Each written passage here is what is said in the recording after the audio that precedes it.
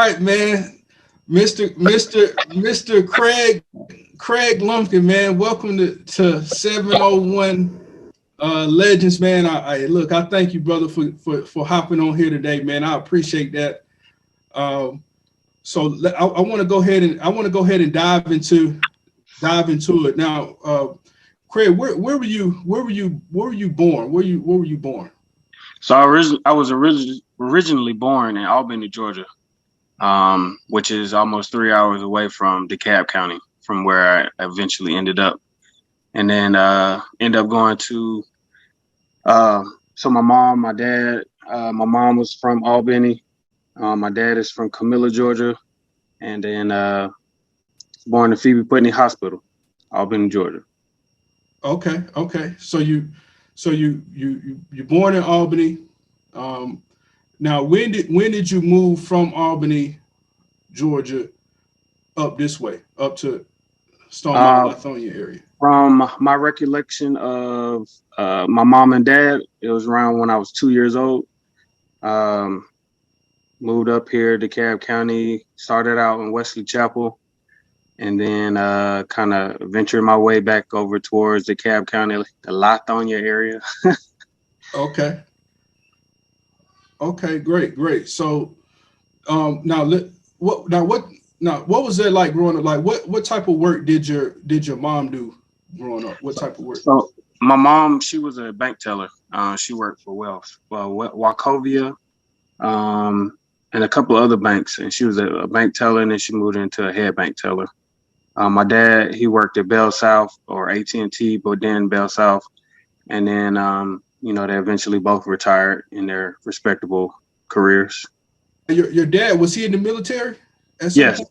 my dad was in the Marines, Okay. and I really didn't get it. I seen a lot of pictures of him in the photo album, and I always ask him about just things that he's done in the military, things that he might have seen, um, just to get a background of how he endured what he endured, and to be where he is today. So let me ask you this now. How was that? I mean, how was that growing up? Your dad being in the military, was he pretty? What was that schedule like, man? Was he pretty stern on you growing up, man? Dad being in the did some time in the military, man. So How was yes, that like? it was a different lifestyle. Waking up early in the morning, making sure that we were well dressed and prepared before we even go to school. And it's rubbed off on me till now. I even do that with my kids just to make sure that they're up before school start, up eating breakfast, make sure they're dressed, ready to go. And when we was in college, I'm always up before we even got to be up and being there early, just to make sure you can not you don't have to account for any things that go wrong, like any traffic or anything that could mess your timing up to where if you're late, then you get in trouble for it. So just trying to instill that in my boys now, just to make sure that you ain't got to wake up 2 minutes before it's time. Be up at least 15, maybe 30 minutes before. So let me ask you this too. Now, how was now I was growing up with that kind of discipline. Being able, getting up early, making sure everything was taken care of before you got your day started. Did that help you in school, and did that help you?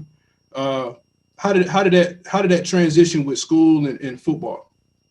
Um, just being at school on time, waking up early. So say if I went to sleep early the night before and I had some homework due or a project due, if because I wake up super early now, um, I'm always getting up early just to make sure that everything is finished, done, and prepared. So when I do go to work or do go to class, it's already done. I could just turn it in. I'm not a procrastinator. Just sometimes if I go to sleep early, I wake up early just to make sure it's finished.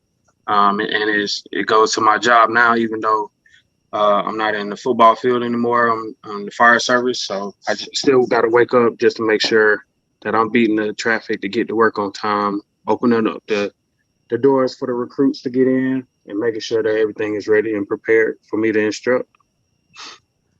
Awesome, awesome. So the legend is, man, the legend that floats around there is that you used to pull tires, man, as a young guy. Is that what's the story behind that, man? What's the story Yeah. behind that?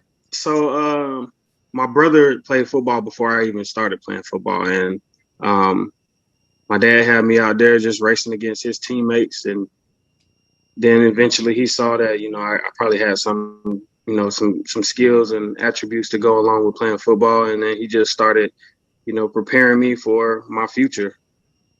And I'm thankful for it. I just he told me he used to watch Herschel Walker just pulling tires, running up hills, stuff like that, and he found a hill and some tires for me to pull when I was little. So just kind of build that system up. So Craig, let me ask you this. So um when did you get started in sports, and what was your first sport? What was the first thing you played? Started when I was 5, and football was my first sport, Okay, and great, great. that was a that was some fun times. Mighty might. Awesome, awesome. So what was it like? So from Albany, Georgia, right? What was it like um playing high school football at Stevenson? Like, what was that experience like? Well, first, what year did you come out of Stevenson? Graduated. I You graduated in 2003, the best class in Stevenson High School history. I like that. I like that. So what was it? What was that process? Looking back on it, what was it like playing, high school football at Stevenson? Man, honestly, it's undescribable. Just from the coaching, the just in just Stevenson, period. Just from the school atmosphere, from the teachers, the principal, and then you go down to the coaching, to where your dad, Coach Gartrell, you got Coach Sellers, you had Coach Kempson, Coach Tobias, Coach Johnny. I mean, you can go down the list. Coach Weaver, Coach Clark. All those guys just try to push you to be, where they think your potential is going to be. And a lot of us ended up in the NFL, and a lot of us, like yourself, end up being a businessman. Just not only mentally, not physically, but just in life, just giving us life lessons. And I enjoyed it. I loved it. Wish we could have. I wish we could have made a couple more plays to be in that state final. Awesome, man. Awesome. So obviously, students, student athlete. Um, so what kind of student were you in high school, man? Like what kind of student were you? If you had to rate it on a scale of 1 to 10, one meaning I wasn't a good school student at all, but 10 meaning I was a perfect student. Like, what would you, if you had to put it on a grade scale, what would you say? I would say 8, man. I was a real dedicated student. And I was a real try hard student because I wanted to get everything correct, because I didn't want to um, just let good talent go by the wayside. Does that make sense? Where it's like you got all the talent in the world on the football field, but you can't transition that into the classroom. That's what I'm trying to get. I've been trying to tell my boys that now. Like, you could be the best athlete in the world, but if you can't have that education piece, all your talent gonna fall by the wayside. Man, that's huge right there. You see a lot of I've been around the game for a while with my dad being around, involved with the program, uh, you know, for the amount of time that he was with the program. And I saw a lot of guys that didn't really take their academics seriously. All right. They were good athletes, not necessarily at Stevenson, but at previous schools. Great athletes. They didn't take care of their schoolwork, and they would come back, and my dad would say, "Hey, look, you want to make sure you take care of your schoolwork, do what you got to do in the classroom, because if not, when you get out of school and your playing days are over, what's that transition going to look like Right. into a career and with your family? So I think that's huge. And what I try to share with people, with young people all the time, is that your classroom is very important. Most Um, definitely. so what would you say your biggest obstacle that you had to overcome on the field and in the classroom while you were in high school? In the classroom, since you're a student first, classroom wise, it was just more of as you get higher into the grades, you get more and more material thrown at you for you to try to process, break it down, and then once the test comes, you got to regurgitate that information. The biggest obstacle was just trying to balance the life of a student athlete and making sure that my grades match my performance on the field. My biggest obstacle on the field was just not being healthy my senior year. Um, Okay. a lot of minor things that could have been fixed a while along the way, but just not being able to bring Stevenson, in my opinion, more than one state championship. Awesome, man. Awesome. So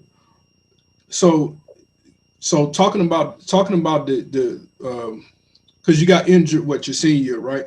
Correct. So your senior year you had a was it ankle? It was an ankle injury, I think, right? Yeah, high ankle sprain. Those are tough injuries right there, right? So Yes, you had sir.